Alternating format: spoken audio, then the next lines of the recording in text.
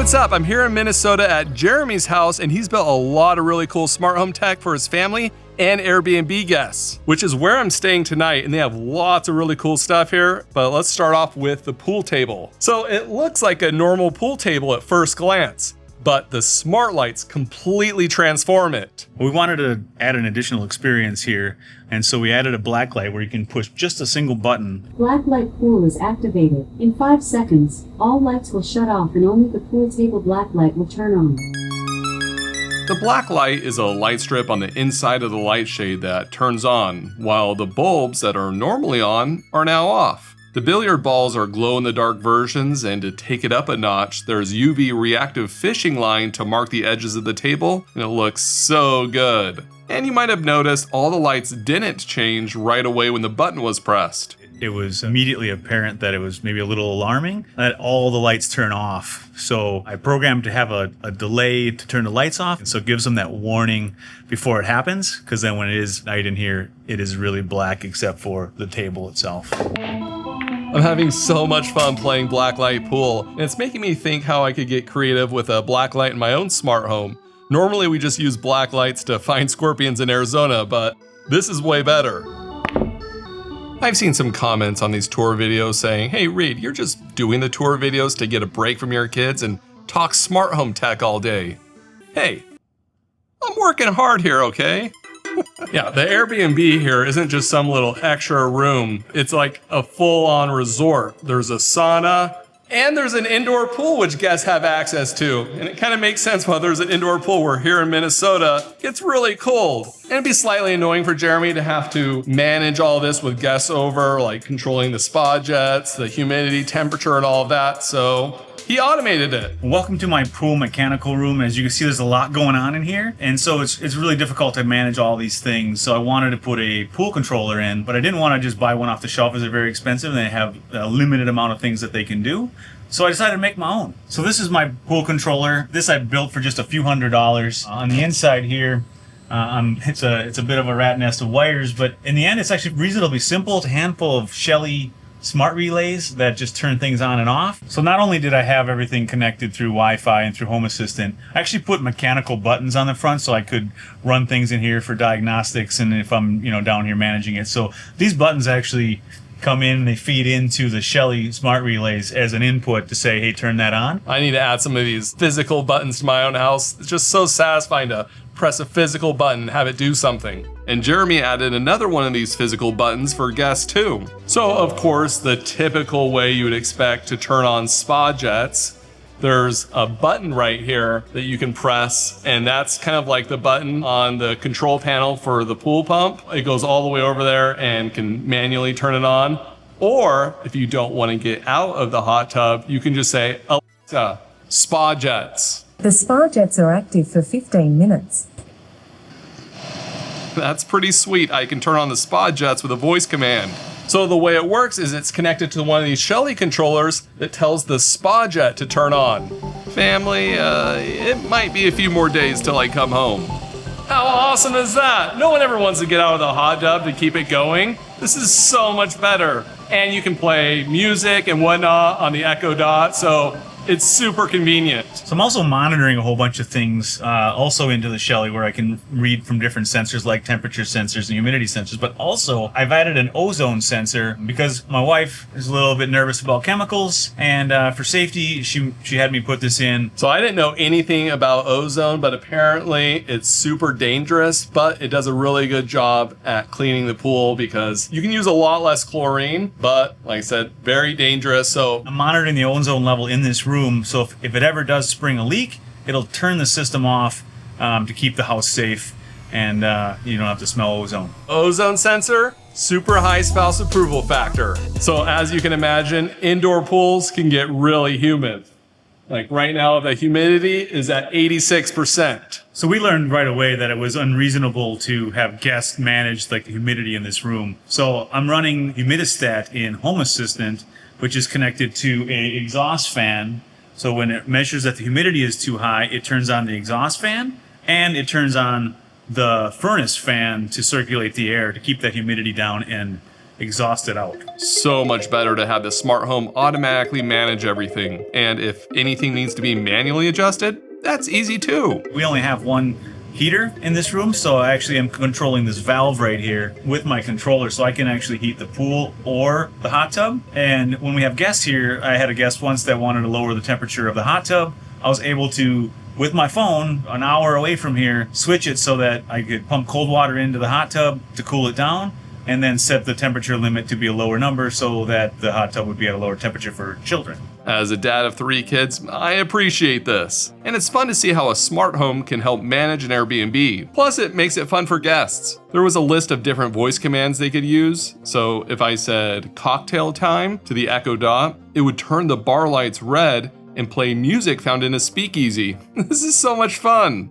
So as you can imagine, running an Airbnb, there's a lot of laundry. So one of the automations that Jeremy has here is once the dryer is finished, all the light strips in the kitchen turn red. And the way Jeremy's smart home knows that the dryer is finished is the sense that's connected to the electrical panel. And so the dryer isn't smart, but the sense knows that the dryer finished running, and then it triggers the automation. Pretty awesome. So we have some outside lighting here too, and we wanted to make it very easy so that guests didn't have to fumble around with switches. So there's some patio lights here that are just motion activated off of one of the cameras on the outside of the house. And all the lights out here are Cobb style, so that way they don't need any kind of diffusion. The LEDs are really close together, so they look really nice even if you're looking directly at them. To increase the spouse approval rating, we made it all solar powered, so it's very sustainable. So all the outdoor lighting, and you'll see in a couple spots, we are running solar panels to charge a battery that also runs a controller that turns on all these lights. So down this way, we actually have a fire pit that's kind of secluded, but at night it's really dark. So we added a handrail and lit the handrail with the Cobb lighting that you saw under the patio lights. So down here by the fire pit, well, first off, it's extremely beautiful here. Very, very green. But as you can imagine, if you're sitting by the fire and not moving around much, you can't use a motion sensor, regular PIR motion sensor, because you're sitting still. It'll say that there's no motion and it'll turn off the lights. And I didn't even realize this, but Jeremy says if the fire is going, a PIR sensor is just going to be completely thrown off. So you have to use a millimeter wave sensor. That way it can detect the small movements if you're sitting here by the fire and keep all the lights on. Yes, I'm a huge fan of using millimeter wave sensors, but how do you power one way down here? So one of the challenges down here is that you have 12 volts, but only when the lights are on. So the millimeter wave sensor needs to have its own power source. So there's actually batteries inside that box. Now the millimeter wave sensor can turn the lights back on without needing power from the low voltage lights, so no one is left in the dark, and the lights will keep the battery charged up. And it's awesome that Jeremy just 3D printed this box and came up with this entire solution himself. Very smart. Now check out this building behind me. You're not going to guess who lives in it. The dog. So we're like 100 yards away from the house, and when you walk out here in the morning to let the dog out, it's very dark. So we have it set up where when you walk out the house, the motion sensor on the blink camera will turn on this light and the light on the inside of the doghouse. Look how spacious it is in here. It's massive. This dog is definitely loved, and you won't believe what's over in this corner. This little box over here is actually heated. So how that works is there's power that goes to a little electric coil, and then there's a little computer fan to force air. So inside that can circulate air, but then there's also a temperature sensor in here that's monitoring that, and that's all run through Home Assistant. This doghouse is 1,000,000 times better than the kids' playhouse in our backyard. Even these light strips are motion activated. We have a controller here that's a Shelly Uni that can connect to the Wi-Fi of the house, and that's what's going to turn the lights on, so it's connected in with the Home Assistant. So like most of our outside stuff, this is also solar powered. So there's a solar panel out in the yard that charges this battery, and it runs this whole building. And it doesn't stop there. You have to see the mailbox. Yes, the mailbox. So we're at the mailbox, and I 3D printed a new door with our logo in it, and it actually is backlit. So you can see this at night. Now it's running off a solar panel, and I had to modify the solar panel so that it could charge some 18650 batteries and then at night turn on. So I'm using just a real simple solar controller, and then when there's sunlight, it charges the battery. When there's no sunlight, it uses the battery to light the lights. That's awesome. He's able to kill 2 birds with 1 stone with that solar panel and battery. Genius. Yeah, Jeremy is out of control, and I'm all for it. Walking around the house, there were a ton of cool lights in the bedroom that could get really bright or dim. Pretty much everything is using addressable light strips using WLED, so he could do any kind of lighting animation he wants, which is a lot of fun in this big living room. So this room was really challenging because it's a really long strip of lights. So I'm using 24 volts to power it, and I'm using power injection on the front end and the back end so that they can all stay the same brightness. So yeah, there's tons of really cool smart lights in the house, but out here, this is on a whole nother level.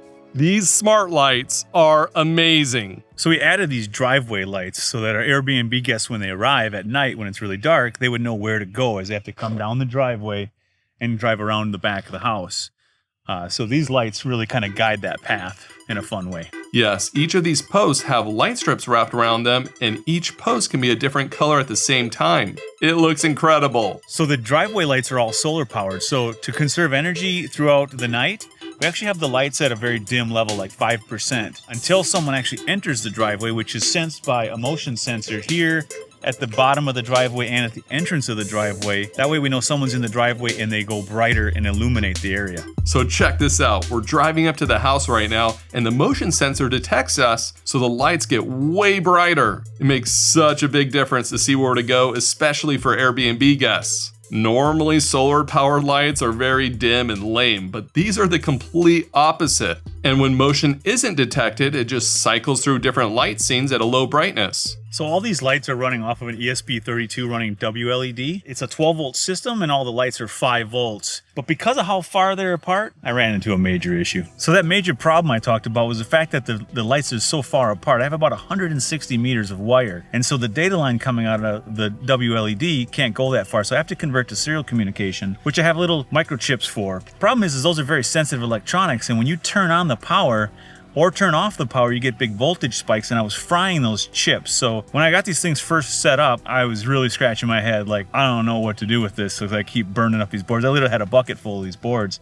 But then I realized it was that inrush current and the power off. So I actually have a RC circuit here that keeps it powered for about a second after you turn it off. And then I have a thermistor that allows the system to turn on very slowly so I don't get those voltage spikes. So once again, all this is solar powered with a battery. We actually want to run these lights all year round, and in Minnesota in January, we might not get enough sun to charge the battery up. So I'm actually using a Shelly Uni to not only just control for the lights, but I'm also measuring the battery voltage. And then I have an automation set up in Home Assistant to turn on an auxiliary charger that's actually mounted in my garage that'll charge this battery on those days when the sun doesn't come out. It's impressive Jeremy was able to install everything himself. He even dug the trench for the wires. And there's no way I would have been able to figure out how to set up these lights, but they turned out great. I had a lot of fun here. I learned how to play the game Crokinole, which was a blast, even though I got destroyed. And all the smart home tech just made hanging out here all the better. It's been very inspiring to see all the cool lighting projects at Jeremy's house. Like, I want to add a ton of these ideas to my own home, so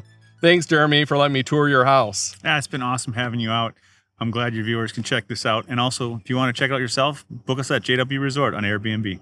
That's right, and thanks for watching. Spa Jets. Playing spa jazz music on Amazon Music. Oh, and if you want me to come tour your house, there is info in the video description of what to do. I promise I won't break anything while visiting. I was just trimming the trees, just a slight trim.